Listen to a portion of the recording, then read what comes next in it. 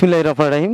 আসসালামু আলাইকুম। কৃষিকথা ইউটিউব চ্যানেলে আপনাকে স্বাগতম। এই মুহূর্তে যে যেখান থেকে বসে আমার এই অনুষ্ঠান দেখছেন সবাইকে আন্তরিক শুভেচ্ছা জানিয়ে শুরু করছি আজকের প্রতিবেদন। দর্শক, মোহনগঞ্জ নেত্রকোনা জেলা, যার মধ্যে সুন্দর একটা হাওর আছে, যেখানে অনেক খামারি হাঁস পালন করে থাকে এবং সেখান থেকে তাদের জীবিকা নির্বাহ করে থাকে। তো তেমন এক খামারে আসছে যেখানে কিছু সংখ্যক হাঁস আছে। আমার পিছনে অবশ্যই হাঁসগুলো দেখতে পাচ্ছেন এবং এইখানে বিল আছে, এই বিলে হাঁস পালন করে থাকে।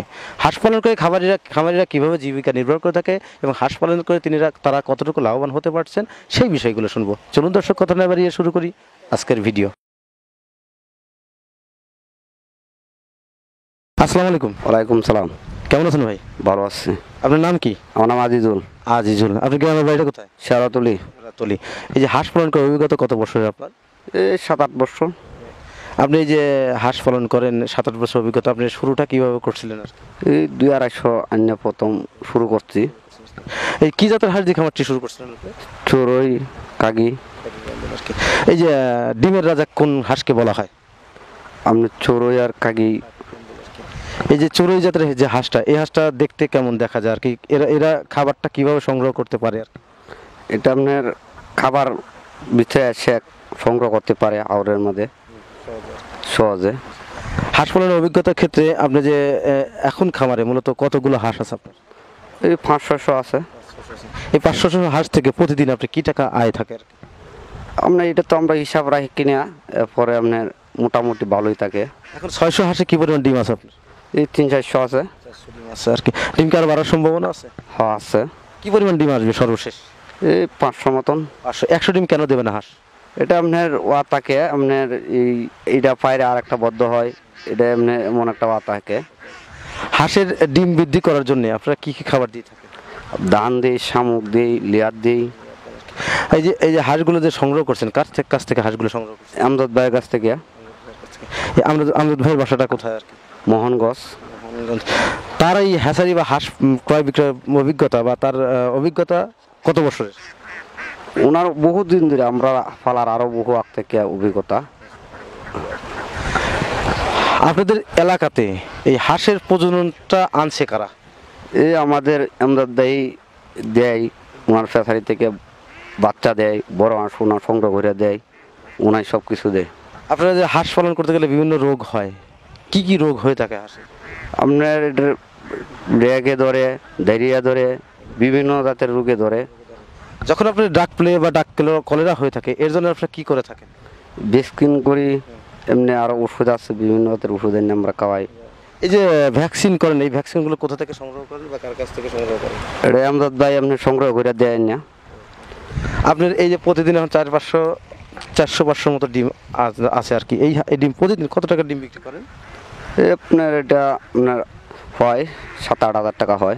খরচ হয় কীরকম আপনার প্রতিদিন? খরচ 4,000। 4,000 টাকা যদি খরচ প্রতিদিন, আপনার 4,000 টাকা বাঁচে আর কি। এই 500 হাঁস পালন করে আপনার জীবিকা নির্বাহ বা আপনার পুরো সংসারটা খুব ভালো চলে? জি, ভালোই চলে। এই যে হাঁস পালন করার পূর্বে আপনি কোন পেশার সাথে জড়িত ছিলেন? আগে আমি কৃষি কাজ করতাম। এখন কেন কৃষি কাজ করেন না? এই হাঁস পাইলে ভালো সুবিধা পাইছি, এটার জন্য। যারা নতুন খামারি, যারা হাঁস ক্রয় করবেন, তারা কোথা থেকে হাঁস ক্রয় করলে তারা বেশি লাভবান হতে পারবে? আমদাদ কাছ থেকে হাঁস আনলে ভালো হয়। আমদাদ ভাই আমাকে সুবিধা দেয়, সুবিধা দেয়। ওই আমজাদ ভাই যে হাঁস দেয় খামারিদের দেয়, খামারিদের যে আমজাদ ভাইয়ের কাছ থেকে হাঁসগুলো ক্রয় করে, তারা কি লাভবান হতে পারবে? হ্যাঁ, লাভবান হইতে পারবো। আমজাদ ভাইয়ের ফোন নম্বরটা কি আপনার কাছে আছে? হ্যাঁ আছে।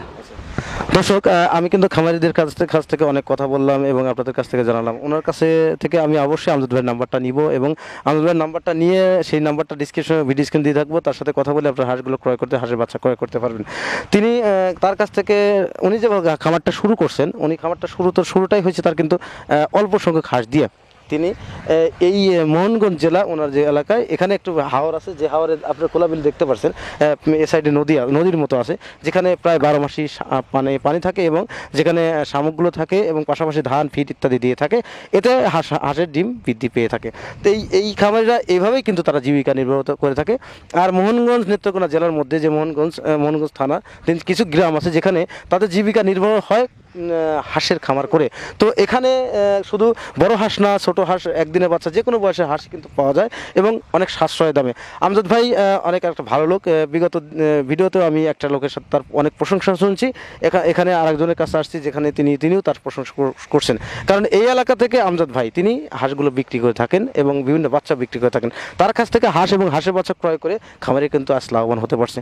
তিনি প্রতিদিন আপনার 600 হাঁস থেকে 400 ডিম প্লাস পাচ্ছে বা 500 মতো ডিম পাচ্ছে। সব মিলে 7 থেকে 8 হাজার টাকার মতো হাঁসের ডিম বিক্রি হয়। আর হাঁসের ডিম বিক্রি করার পরে ওখান থেকে প্রায় 3500-4000 টাকা তার খরচ হয়, বাদ বাকি 4000 টাকা প্রতিদিন আয় থাকে। তিনি কিন্তু পূর্বে কৃষিকাজ করতেন। এই কৃষিকাজ করাতে অনেক ভালো আছেন, হাঁস পালন করে হাঁসের খামার করে অনেক লাভবান হতে পারছেন। তাই তিনি বলছেন যে হাঁসের খামার বিগত দিনে যারা হাঁসের খামার করতে চান তারা অবশ্যই আমাদের ভাইয়ের কাছ থেকে হাঁসের বাচ্চা ক্রয় করুন। যাদের কোনো প্রশ্ন থাকে অবশ্যই আমার ভিডিও কমেন্ট করে জানাবেন। আমি আশা করবো তার উত্তর দেওয়ার জন্য। আর আমাদের ভাইয়ের নাম্বার ডিসক্রিপশনে দেওয়া থাকবে, এই নাম্বারে যোগাযোগ করে আপনার হাঁসগুলো ক্রয় করবেন। খামার করুন, দেশ গড়ুন প্রত্যাশা নিয়ে আজকের প্রতিবেদন এখানেই সমাপ্ত করছি। ভালো থাকেন, ধন্যবাদ, সুস্থ থাকেন, আল্লাহ হাফিজ, ধন্যবাদ।